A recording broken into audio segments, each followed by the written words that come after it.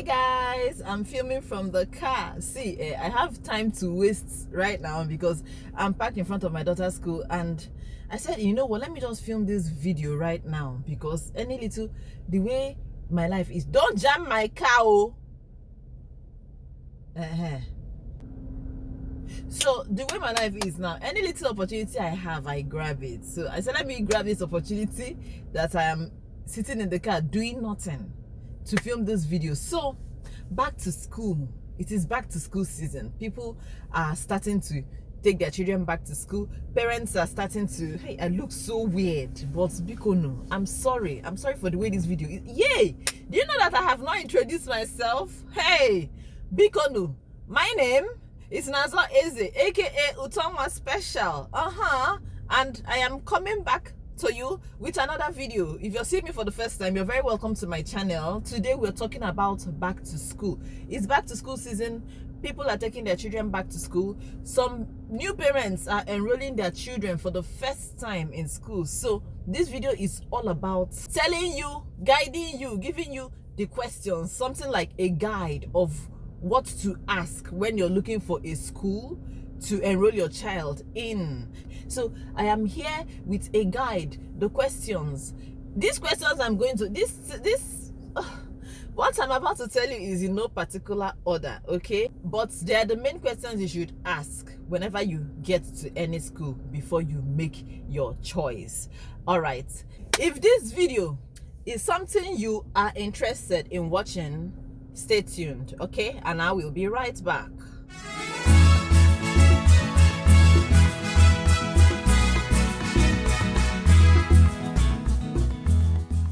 All right, I'm back. Let's make it short and quick. We will try. I will try. I'm not promising anything, but as long as this video is, just watch it and please share it to your friends and family. First question I feel you should ask the school admin or management is, are any of your staff trained in CPR, in administering CPR in case of emergency? Yeah, it's a very pertinent question because in some schools, they don't know what to do in the case of an emergency. Some staff don't know how to administer CPR. And then in the case where a child is choking, most of the time they don't know what to do. I'm sure you've read stories on the internet of how babies choked and died during feeding in school. I know I've read stories like that on Instagram. I don't know if you've come across it. It is a real thing. Even me as a parent, I've had to learn and research on what to do if my child is choking because there are special ways of handling them. Ask them in that school, do you have any staff that is trained on CPR or CPR, or what do they do when a child is choking? Does anybody have an idea of what to do? Is any of your staff trained for such issues, for such matters? Is a very important question to ask. Another question you should ask, remember these questions are in no particular order. Another question is, how do you discipline children at your school? How do you discipline children that are misbehaving? Do you flog? Do you punish? Do you do time out? What exactly do you do? How exactly do you handle I don't want to label children stubborn or anything, but how exactly do you handle children that are not behaving well? Let us know. I did not let us know. Tell them to let you know. Next question you should ask them is, how do you handle bullying? I wanna know. You have to want to know, because just ask them, in case of a child bullying my child, how do you handle such matters? What do you do to that child that bullies my child? Or if my child is bullying other children, how would you handle my child? These are important questions that you should ask. Another question that is important that you should ask is, how many children will be in my child's class? That is number one. In fact, this question is in two parts. How many children will be in my child's class? And then, is the classroom well ventilated? Because the class should have at least 2 windows. I don't like entering classrooms in schools and I see that it's only 1 window that they have, especially for those early years. And then the class will not be smelling like chicken, not like raw chicken, not cooked chicken. The class will not be smelling like okoko. When you enter a poultry, that smell, I don't like it when I enter classrooms and I perceive that smell. It's mostly as a result of lack of ventilation and overcrowded classrooms. So ask them, how many children will be in my child's classroom? And then, is the classroom well ventilated?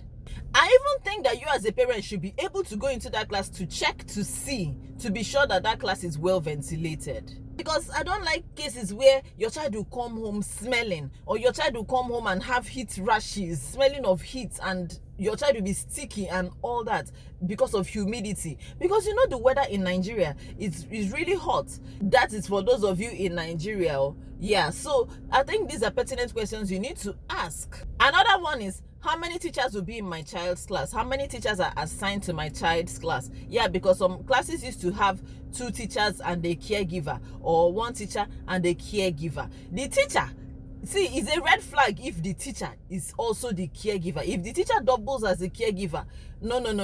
It means that the workload is too much on the teacher. The teacher will not give your child utmost attention, because the teacher is focusing on every child at once, and then also teaching and then caring for the children. That's a red flag for me. There has to be a teacher and a caregiver in each class. Some classes, like back then in my children's school in Nigeria, they used to have, well, depending on the class, the early years, they used to have like 2 teachers and a caregiver, which is how it's supposed to be. So ask those questions to be sure of how many people will be in charge of your child. Yeah, another one that you should also ask is, do your teachers go on refresher courses or trainings?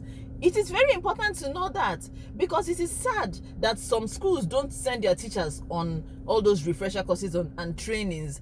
I personally think that it's important that schools should be sending their teachers for refresher courses and trainings, because the world is advancing, methods are changing, systems are changing, and your school should be changing along with it.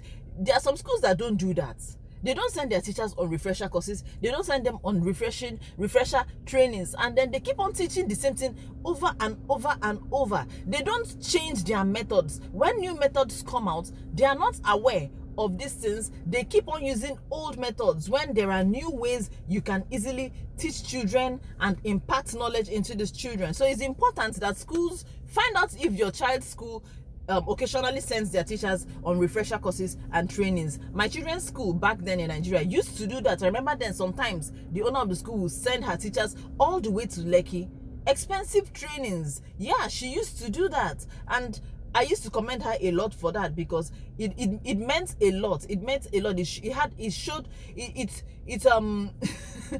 showed that she was very, very invested in her school and the students. It's not about just paying school fees, collecting money from parents and then teaching their children the same thing like that. She really cared for the growth of these children. That was why she made sure that she was investing in the teachers and their trainings, even though sometimes, after some time, the teacher will now resign from the school after all the money and the training and everything. But it is a sacrifice you have to make as a school owner, you know. Another very important question you should ask them is, how are your staff, both teaching and non-teaching staff, screened before you hire them?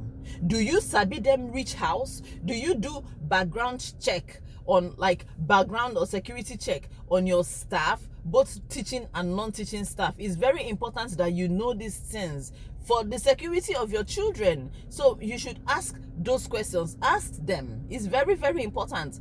How do you screen them? Do you know their houses? Do you know where they live? Do you sabi them reach house? Another one you should ask is, are parents allowed to visit the classrooms often, like to enter the classrooms, like maybe during school closing time? Are parents allowed to go into the classroom to bring their children out? Are parents allowed to enter the classroom? Some schools don't allow that. Like my children's school back then in Nigeria, you did not used to allow parents to enter the class like that. There was an area where the kids used to come out to meet the parents. But on some occasions, like open day, open house, those days where parents used to go to school to check their children's books and everything, that was when parents were allowed to enter the classrooms. So find out from the school if parents are allowed to enter the classrooms and on what occasions are they allowed to do so. You get? Another important one, ask them about the emergency exits. Ask them, how many emergency exits do you have? This one was very, very important to me back then. I remember then in Nigeria, when my kids' school, when they moved to a new school, I was very particular about emergency exits, because in case of fire outbreak or something like that. And also ask them if they do fire drills. If they do fire drills from time to time, to know how they would react in case of a fire, to know how coordinated they will be, how they will be able to get the children out of the school in such cases. Some schools don't have emergency exits. Some have only one. It's not enough. A school that has a capacity of how many children, like 200 children, you will have only one emergency exit and one main exit. You should ask them, it's very important, how many emergency exits do they have, just in case of incasity. Shorty here. Also, ask them how they communicate with the parents. Yeah, ask them how they communicate with the parents. This one will jam somebody's car. Anyway, it's not even my business. Maybe I'm inside my car filming video. Ask them, how do they communicate to the parents? Do they do so through talking books? Do they do so through newsletters? Do they do so through email? Or do they not communicate with parents at all? Are they like Ezonya Gwanam? Don't tell me nothing, I will not tell you nothing. That's a red flag. So ask them, how do they communicate with parents? Back then in Nigeria, my children's school, they used to communicate with us through the talking book. They will tell us everything about the day. They will tell us whether the children ate, whether your child ate. They will tell you whether your child napped and for how long your child napped. All those things are very, very important. Even here in the US, the way they communicate to us is through newsletters. They always send new newsletters and reminders. Always. Or sometimes the teacher will write you a handwritten note. I wanted to say it's very important. It's very important that you should find out how they communicate with parents. And it's also very important that they should be communicating with parents. Again, ask them if they offer discounts. Yeah, because some schools actually offer discounts, especially if you have more than one child in the school or up to 3 children in the school. They give discounts per child. So find out from that your child's school that you are trying to enroll your child into if they offer discounts. Okay? Also, ask them who is going to be responsible for buying school supplies for the children. Some schools add all that into the school fees. Some schools make it mandatory that you, the parents, you're supposed to go and buy those things by yourself. So find out, it's pertinent for you to know who is responsible for buying school supplies for the children. Here in the US, we buy the school supplies. Yeah. And then the next session, at the end of the session, they'll send those the school supplies back to you, and then the next session they'll give you another list of what you need to buy, and then you can check the ones that they did not use from the other session and then keep the ones they didn't use, and then check the list and compare and know what else you need to buy, like that. So ask your school, the school you plan to enroll your child in, who is responsible for buying the school supplies. Hey, let me hurry up. I have 4 more minutes to go and pick up my offspring. Ask them if they have a sick child policy. What do they do? How do they handle sick children? When a child is sick, how do they tell the parents to leave the child at home? And then ask them how strict they are on that policy, because some parents can be very stubborn. I remember then, some parents, their children will have conjunctivitis. That is what they used to call it. I mean to say Apollo.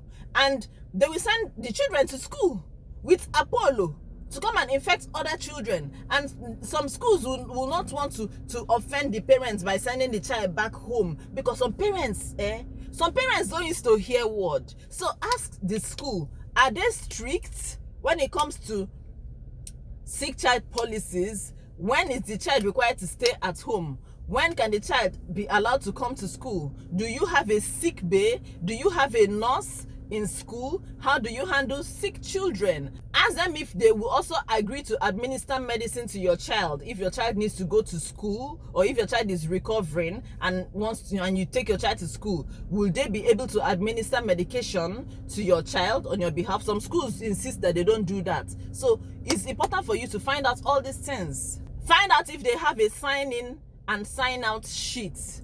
Yeah, a paper for signing in and signing out, or a book for signing in and signing out for security reasons, because most schools, I assume that every school has this thing, right? Because back then, I know we used to sign in and sign out the children. And then also ask them who is allowed to pick up your child from school if you're not available. I think they should the form, the enrollment form, you're supposed to write next of, no, not next of kin. You're supposed to write the name of and the contact details of whoever is allowed to pick up your child if you're not available. Back then in Nigeria, it was either me or my friend whose children were in my school as well. So we used to do school runs for each other, and we had to always call the school to tell the school that I won't be available. Oh, my friend Uju is coming to pick up my child. Oh, or Uju will call and say I won't be available. Oh, Chinaza will pick up my children. Oh, we always had to call the school. They never got relaxed to the point that anyway, Shebi sometimes Chinaza used to pick up Uju's children, or sometimes Uju used to pick up Chinaza's children. So anytime they can just let. No, you always had to call then. So ask them, who is allowed to pick up your child if you're not available, and how strict are they in observing these security policies? Ask them. This one might not be very important though, but to me it's very important. Ask them if they take water breaks in school. That's if there is a time when they tell the children to drink water. Because it used to annoy me back then in Nigeria that my children will go to school with a full bottle of water and still come back with that full bottle of water, and then when they now enter the car, you see them drinking water as if they are coming from desert. I was not like, don't they used to allow you people drink water in the school? Didn't you drink your water at all? And they won't be able to tell me anything. So it used to upset me a lot. And it was not just, I noticed it was not just my children. During PTA meetings, some parents used to complain about that thing, that their children would be thirsty and then enter the car and be drinking like as if they didn't let them drink water in school or something. So find out if they have water breaks, if they take water breaks in school. Yeah, so it's 2:30. I have to go pick up my offspring now. Time has passed. I did not know that this video will take this long, and I hope you watch it till the very end, and I hope this video that you found it very helpful as well. I just decided to film this video right now. It's okay, Sha. Anyhow you see it, you're going to take it. You still like me, Abi? You still like me? Share this video for me, okay? Thank you so much for watching. Stay safe, stay blessed. Until next time, my name remains nazor.ezeh, aka Utongwa Special. Stay safe, stay blessed, and we're gonna see ourselves in the next video. Bye.